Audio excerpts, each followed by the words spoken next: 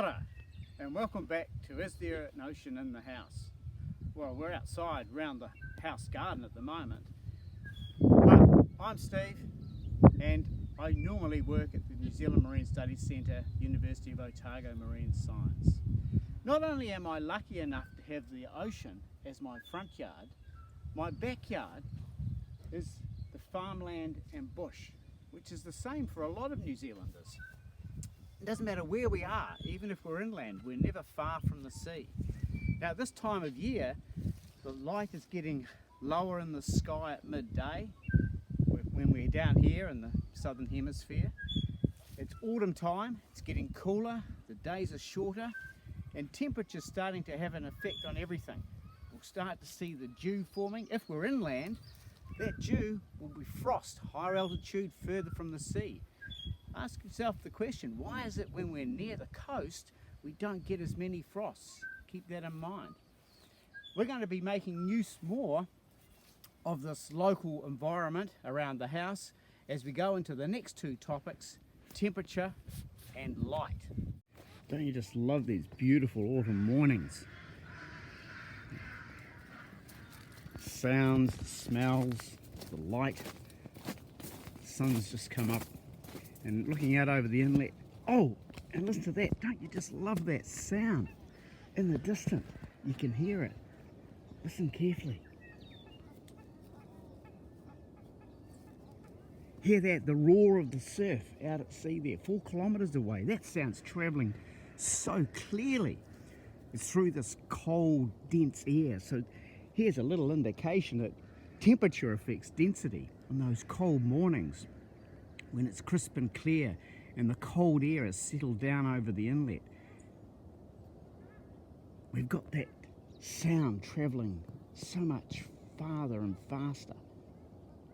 And out in the distance there we can just make out a little bit of sea mist, sea fog forming. That indicates that the sea's actually a bit warmer than the air temperature. Wow, it's quite chilly here at the moment. But that, oh, hear that, the sound of the gulls.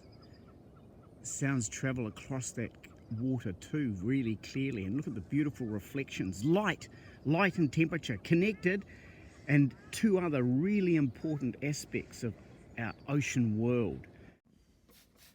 You know about the connection between light and temperature. If we clean our windows, we have more transmittance of light through the glass and less reflection and scatter. Well, more reflection if there's a different angle. The other thing is, if we have double glazing, we have more retention of the energy that's going through that glass behind the glass. We're going to be using a little wee piece of equipment that you've probably got around the home now, even if it's your antiseptic or little spray bottle for cleaning your hands. Get one of these tubes out. You need one of these. You'll need a little bit of food colouring, red preferably, and a small jar, and if you can get it, a little bit of glue, some sort of super glue or Gorilla Glue, a little bit of glue, and we'll go and use those tools to make ourselves something to measure temperature with. Your kit is going to need a few different bottles, especially long, thin necked bottles. An old wine bottle is ideal. You'll need some small glass containers, 250ml, the old Vegemite jar, 100ml, or maybe even a 50ml medicine jar. A few thin tubes, which we've already talked about. They could come out of these spray bottles. It might be a plastic straw again, or a piece of tubing.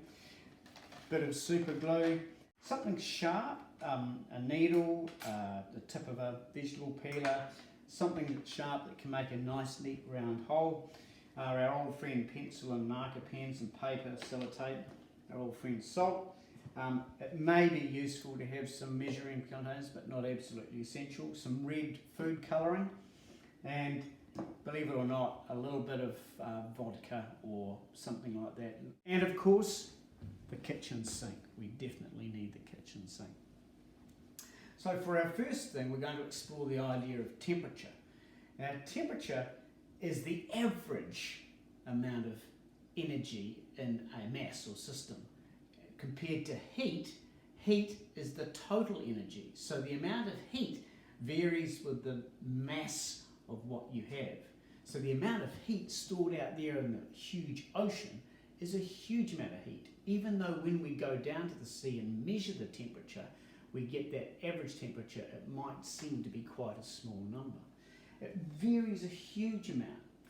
We want to be able to get a handle on it. Now you can use your senses. You can start with the equipment you've got.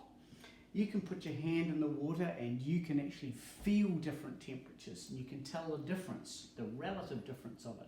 But it isn't very precise and it's very hard to pin it down to something that can be compared with other people, because different people have different sensitivity to temperature and their sensitivity of temperature can be affected by what temperature they've just experienced. We need to be able to go from this condition where we can see the relative difference that temperature is making to be able to actually measuring it. Our first activity is you get your long neck bottle and you fill it up with some water, cold water preferably, and I've already done this with it. And then when you fill the water up with cold water, mark the bottom of the meniscus on the bottle. That's just the bottom where that curve on the top of the water is on the neck of the bottle, very clearly. You want the water to be sort of halfway up that neck. You know, you can do that with any one of these bottles, glass bottles. Here we've set our bottles up in the sink and we're ready to do our little investigation. Benchtop 1, and you can see at the moment the meniscus of those water just at the marks we've made. And now we're going to add our hot water and fill up with the hot water right up to the top.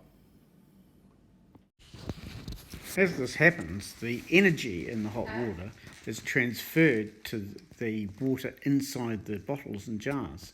This energy results in expansion, and you can see the top of the meniscus rise above the original mark. There's more volume, same amount of mass. Because there's more volume but same mass, this means that in actual fact it's becoming less dense. If we could capture this idea of thermal expansion and use this expansion on a scale, we could convert the amount of energy in here to some measure of change in energy, and that would be a change in temperature.